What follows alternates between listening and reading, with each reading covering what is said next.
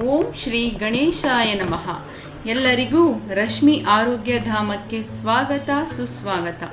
ನಮ್ಮ ಆರೋಗ್ಯ ನಮ್ಮ ಅಡುಗೆ ಮನೆಯಲ್ಲಿ ಇದು ನನ್ನ ಮೊದಲ ಎಪಿಸೋಡ್. ಸ್ನೇಹಿತರೆ, ನಾನು ಈ ದಿನ ನಿಮ್ಮೊಂದಿಗೆ ಶೇರ್ ಮಾಡಿಕೊಳ್ಳುವ ಸಂಗತಿ ಏನಪ್ಪಾ ಅಂದರೆ, ನಾವು ನಮ್ಮ ಅಡುಗೆ ಮನೆಯಲ್ಲೇ ಉಪಯೋಗಿಸುವ ದಿನನಿತ್ಯದ ಸಾಮಗ್ರಿಗಳಿಂದ ಹೇಗೆ ನಮ್ಮ ಆರೋಗ್ಯವನ್ನ ಉತ್ತಮಪಡಿಸಿಕೊಳ್ಳಬಹುದು ಅಂತ. ಸ್ನೇಹಿತರೆ, ಎಲ್ಲದಕ್ಕೂ ಮೊದಲ ಹೆಜ್ಜೆ ಏನಪ್ಪಾ ಅಂದ್ರೆ, ನಾವು ನಮ್ಮ ದಿನಚರಿಯನ್ನ ಸುಸ್ಥಿತಿಯಲ್ಲಿ ಕಾಪಾಡಿಕೊಳ್ಳುವುದು. ಮೊದಲನೇದಾಗಿ ರಾತ್ರಿ ಸರಿಯಾದ ಸಮಯಕ್ಕೆ ಮಲಗುವುದು. ಸ್ನೇಹಿತರೆ, ಇದರಿಂದ ನಮ್ಮ ಮೆಟಬಾಲಿಸಮ್ ಸರಿಯಾಗಿ ಆಗುತ್ತೆ.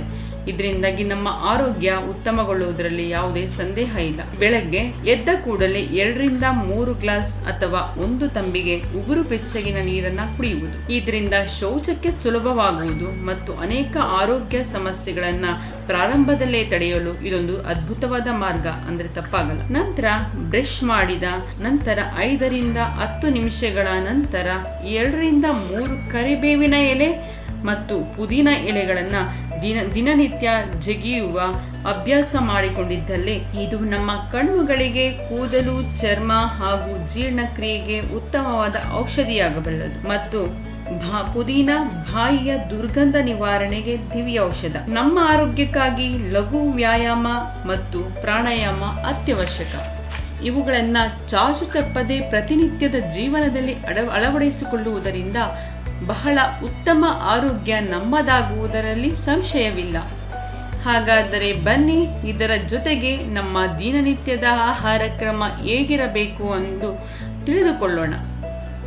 ಸ್ನೇಹಿತರೆ, ಸಾಮಾನ್ಯ ಶೀತ ನೆಗಡಿಯಿಂದ ಕೊರೋನಾದಂತಹ ಮಹಾಮಾರಿಯವರೆಗೂ ಕೂಡ ಈ ಕಷಾಯ ದಿವ್ಯೌಷಧವಾಗಬಲ್ಲದು. ಮೊದಲನೆಯದಾಗಿ ನಾನು 3 ರಿಂದ 4 ಜನಕ್ಕೆ ಈ ಹರ್ಬಲ್ ಟೀಯನ್ನು ಹೇಗೆ ಪ್ರಿಪೇರ್ ಮಾಡೋದು ಅಂತ ಹೇಳ್ತೇನೆ.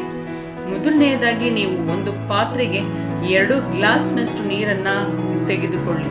ಅದಕ್ಕೆ ಹಾಕುವ ಸಾಮಗ್ರಿಗಳು ಈ ರೀತಿ ಇದೆ.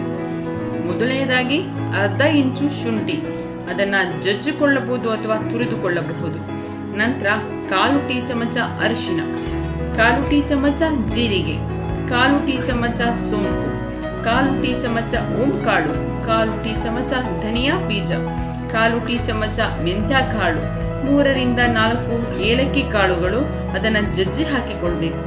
1/4 ಟೀ ಚಮಚ ಚಕ್ಕೆ ಪುಡಿ, 1 ಲವಂಗ ಜಜ್ಜಿ ಹಾಕಿಕೊಳ್ಳುವುದು, ತುಳಸಿ 4 ರಿಂದ 5 ದಳಗಳು, ಪುದೀನ 4 ರಿಂದ 5 ದಳಗಳು, ಮೆಣಸು 1 ರಿಂದ 2 ಕಾಳುಗಳು.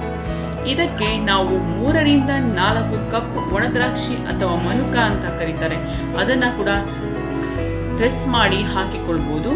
ಅಥವಾ ಅದಕ್ಕೆ ಬೆಲ್ಲ ಕೂಡ ಉಪಯೋಗಿಸಬಹುದು ನೀವು. ಅಥವಾ ನೀವು ಕಷಾಯ ಮಾಡಿದ ನಂತರ ಅಂದ್ರೆ ಸ್ಟವ್ ಆಫ್ ಮಾಡಿದ ಮೇಲೆ 1/4 ಭಾಗದಿಂದ ಅರ್ಧ ಭಾಗದಷ್ಟು ನಿಂಬೆ ಹಣ್ಣಿನ ರಸ ಕೂಡ ಹಾಕಿಕೊಂಡು 3 ರಿಂದ 4 ಜನ ಈ ಕಷಾಯನ ಸೇವಿಸಬಹುದು.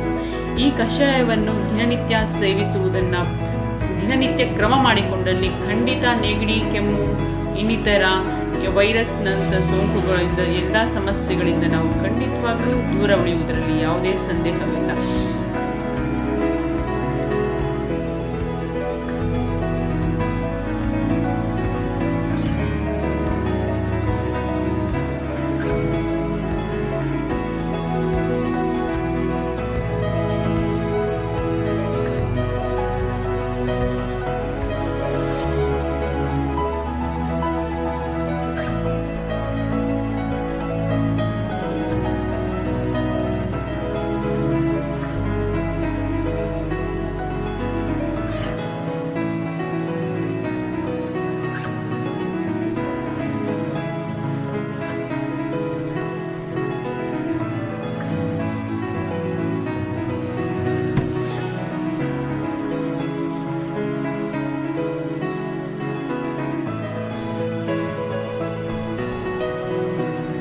ಸ್ನೇಹಿತರೆ, ಮುಂದಿನ ಆರೋಗ್ಯ ಕ್ರಮವನ್ನು ನೆಕ್ಸ್ಟ್ ಎಪಿಸೋಡ್ನಲ್ಲಿ ಹೇಳ್ತೀನಿ.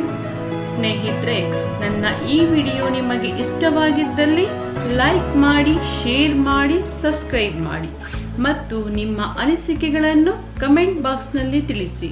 Thank you.